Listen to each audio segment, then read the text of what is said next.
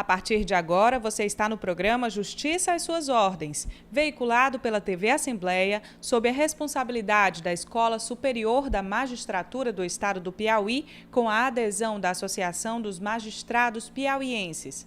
Nosso entrevistado de hoje é o desembargador Márcio Vidal. Ele é natural de Cuiabá, Mato Grosso, formado em Direito pela UFMT no ano de 1982.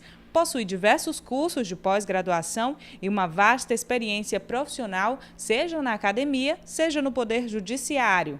Professor do Processo Civil na Faculdade de Direito da UFMT desde 1983, estando lecionando até a presente data. Foi professor da Universidade de Cuiabá, UNIC, na área do Processo Civil e diretor da Escola Superior da Magistratura de Mato Grosso. No âmbito do Poder Judiciário, ingressou na magistratura em 1985, tendo sido promovido ao cargo de desembargador do Tribunal de Justiça do Estado do Mato Grosso em janeiro de 2005. No Tribunal de Justiça, exerceu o cargo de Corregedor-Geral de Justiça no biênio de 2011-2013 e vice-presidente do Tribunal de Justiça do Estado do Mato Grosso no período de 2013-2015. E no próprio TRE Mato Grosso, já foi vice-presidente e corregedor eleitoral no período entre julho de 2010 e fevereiro de 2011.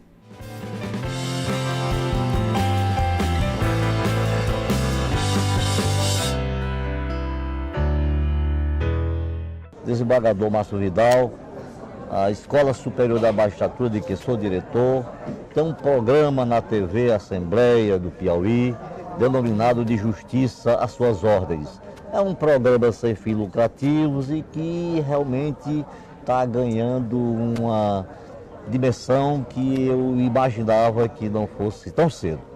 Eu conheço Vossa Excelência, sei do seu compromisso com a magistratura, com o Poder Judiciário, com a Justiça Eleitoral.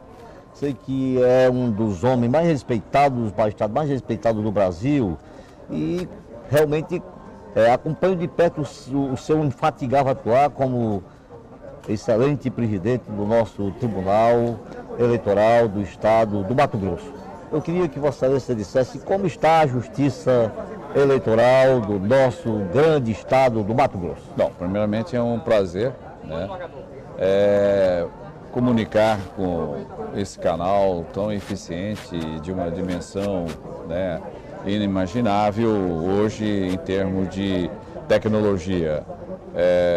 As palavras são exageradas, com certeza, isso vem de uma pessoa que tem uma amizade, que nutre há um certo tempo, desde quando nós estivemos à frente também da diretoria da Escola da Magistratura do Estado de Mato Grosso.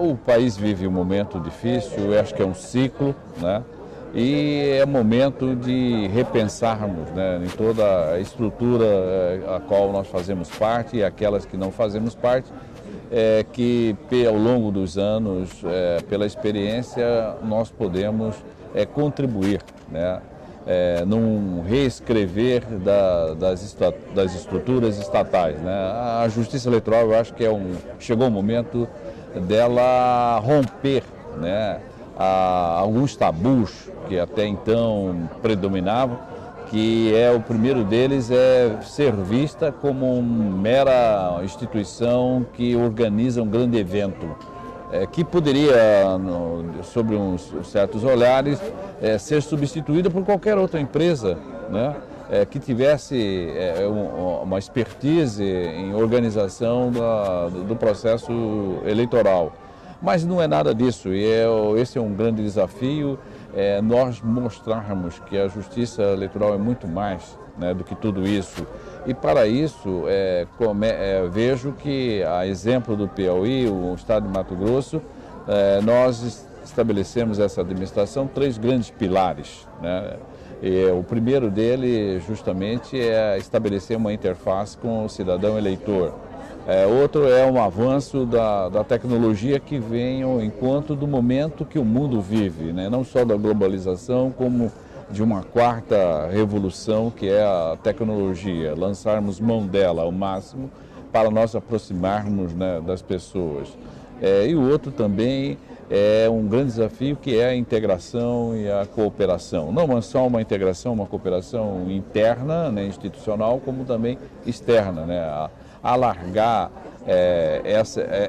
essas interfaces, essas comunicações que não existe, né? Hoje, uma instituição que desempenha o mesmo papel, vou mencionar aqui rapidamente a questão do controle externo, né?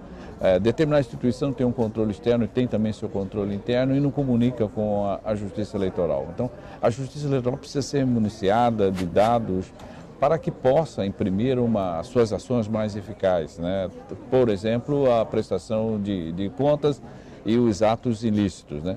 Então, o Tribunal Regional Eleitoral, a exemplo de tantos outros do país, estão realmente debruçados com N tarefas, estão todos eles imbuídos do propósito de reescrever essa instituição que já é de 1932, né?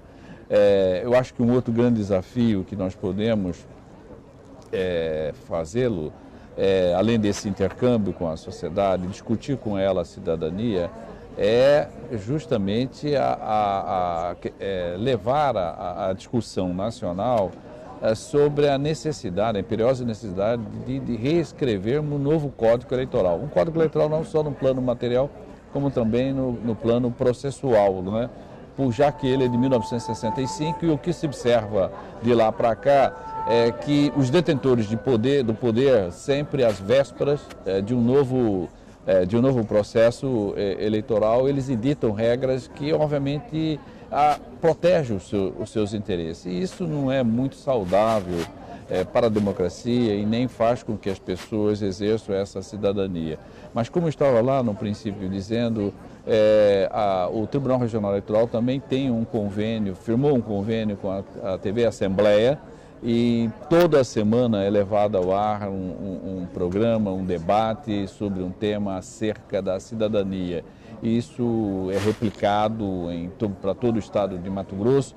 É um canal que tem uma extensão considerável já no território do estado de Mato Grosso, e em breve ele sairá do seu estágio, né, de canal fechado, vai passar para um canal aberto. Então a tendência é que nós vamos nos alargando nessa comunicação com a população. Meu caro colega Márcio Vidal, a Justiça Eleitoral vive um momento difícil, como é do conhecimento de todos nós, né? Por proposta do Tribunal Superior Eleitoral, algumas zonas eleitorais estão sendo extintas, né? O tal rezoneamento, né, que certamente cria dificuldades para o eleitor, a meu ver, malfere o princípio da inafastabilidade da jurisdição eleitoral, dificulta o pleno e livre acesso do cidadão à justiça eleitoral. Eu gostaria de ouvir do colega como pensa exatamente sobre essa extinção de zonas eleitorais em todo o Brasil, inclusive no seu valoroso estado. Bom, veja só, quando nós recém-assumimos, já pegamos um processo em curso. No caso lá específico foi o rezoneamento da capital, né? Houve uma redução de 6 zonas para 4 zonas. No primeiro momento, isso não vai impactar o cidadão eleitor, já que essas 6 zonas, elas funcionavam já em um local único, né, num prédio, né, só. Então não vai trazer nenhum embaraço ao eleitor. O eleitor vai passar quase imperceptível essa situação, né? Agora, a questão me parece delicada e de uma sensibilidade maior e deveria ter sido discutida isso com maior profundidade perante todos os tribunais regionais eleitorais antes de ser tomada essa decisão, é o interior.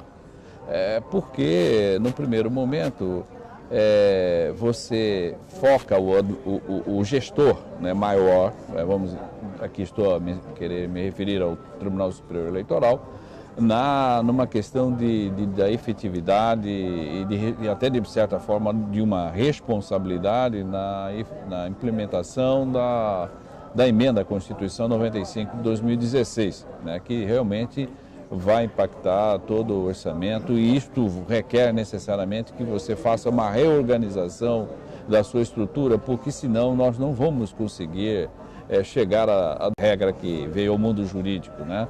Então, mas do outro lado, existe algo mais importante, que é o cidadão eleitor. Você vai deixar, de uma certa forma, com o rezoneamento, ou seja, a extinção de algumas zonas eleitorais, você vai deixar o cidadão eleitor órfão, né? Ele não vai mais ter aquela assistência.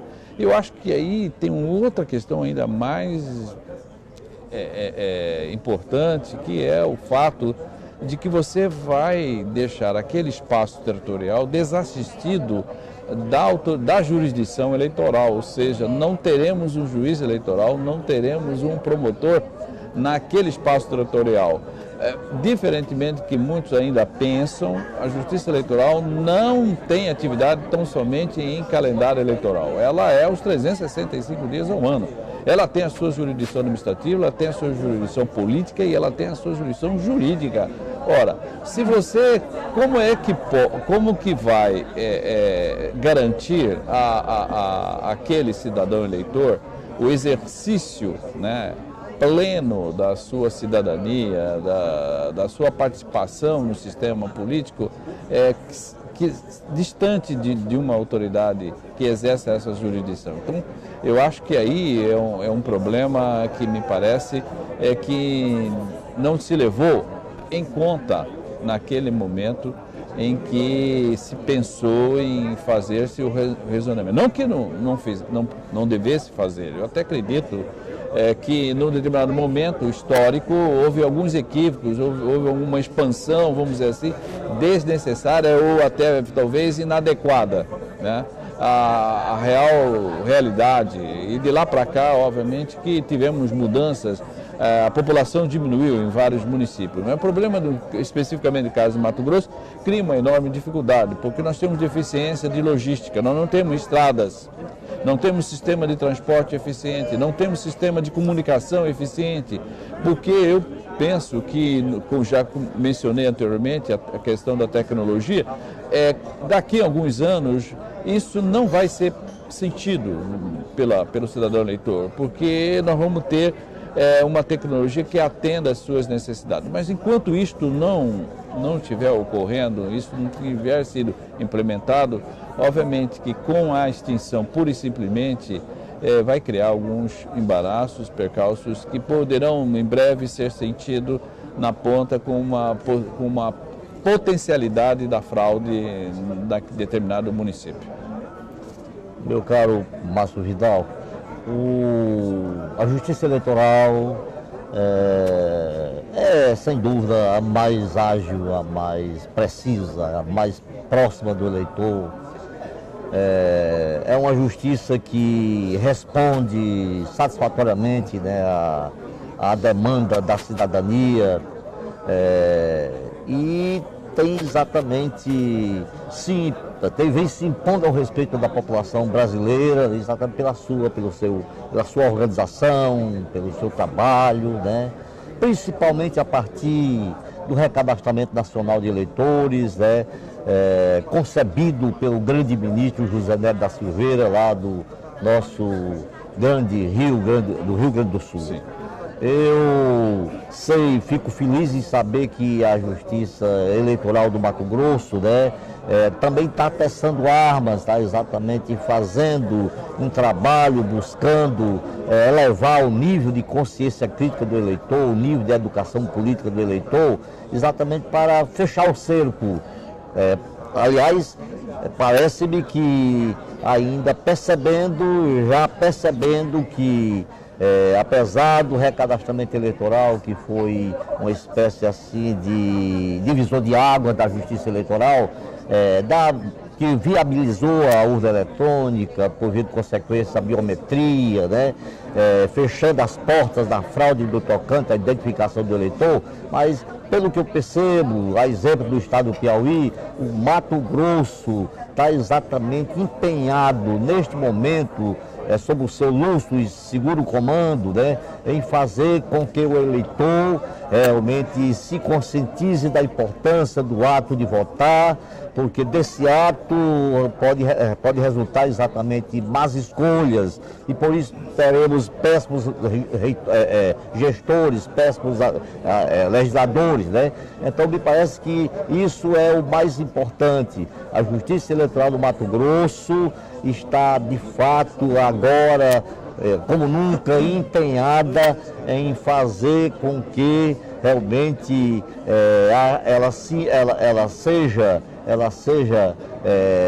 ela possa exatamente colher esse voto, e que esse voto do eleitor reflita a sua verdadeira vontade eleitoral.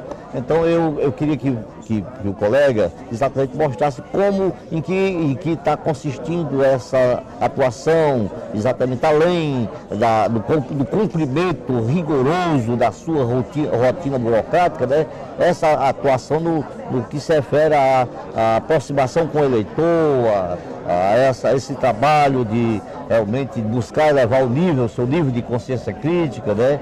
Para que tenhamos exatamente uma justiça efetivamente que reflita os supremos interesses do Brasil. Então, o senhor colocou uma questão interessante, é o alcance da atividade da Justiça Eleitoral. Diferentemente da Justiça Comum, né, onde ela é acionada por pessoas que querem resolucionar os seus conflitos, a Justiça Eleitoral, como lida diretamente com o cidadão eleitor, ela só perde em termos de dimensão de destinatários só para as empresas de água e de energia elétrica. Na Justiça Eleitoral, você abarca aí algo em torno, sem exagero, acho que em torno de 80% da população. Então você vê a dimensão que é o trabalho da Justiça Eleitoral, né? Lá no tribunal, nós não restringimos apenas a programa, nós temos uma série de audiências públicas da cidadania que nós realizamos nos polos, onde nós vamos até aquela população carente e instigamos ela a pensar o que é a cidadania.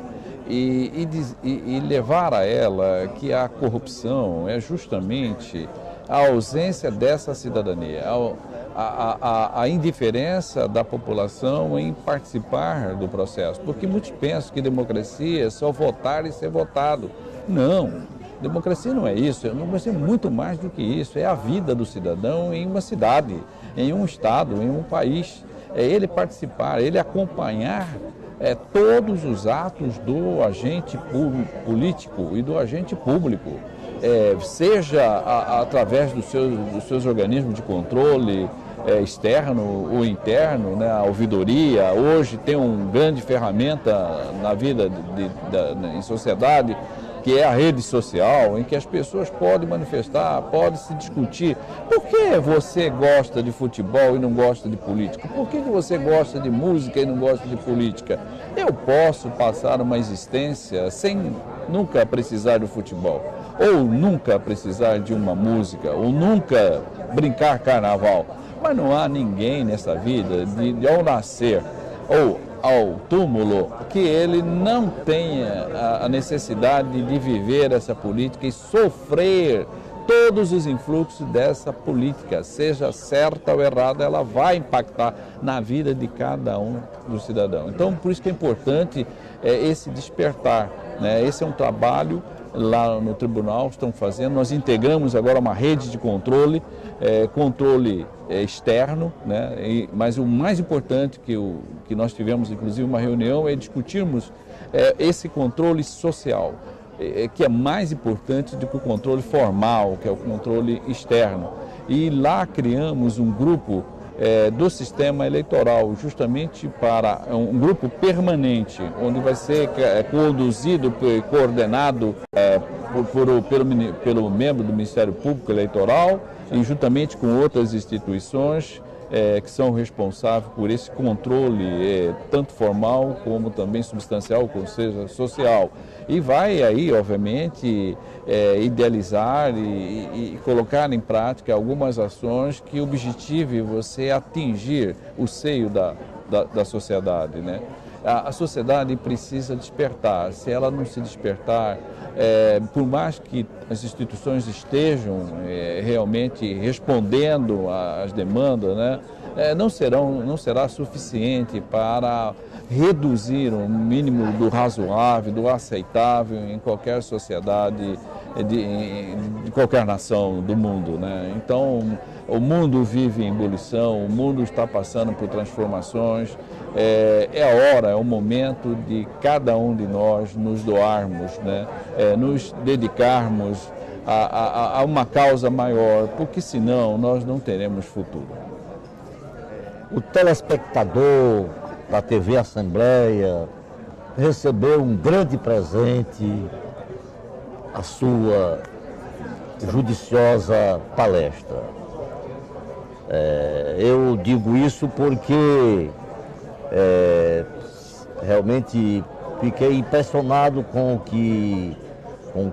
a sua manifestação, pela coerência, pela objetividade e pela judiciosidade com que se ouve durante a entrevista.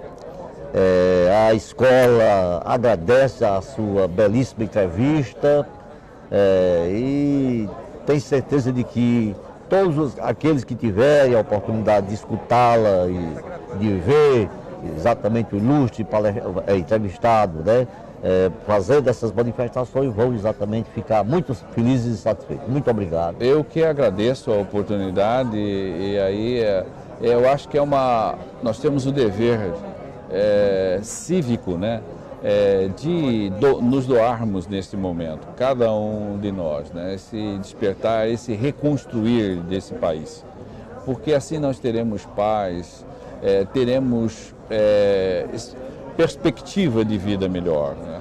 Então acho que é cada um, não importa qual papel na sociedade você desempenha, mas que deva participar e interessar pela política, né? Política no bom sentido, política no sentido de se doar, né? E não de se servir. Sim, meu muito obrigado. Obrigado a você. Muito obrigado em nome da escola. Imagina.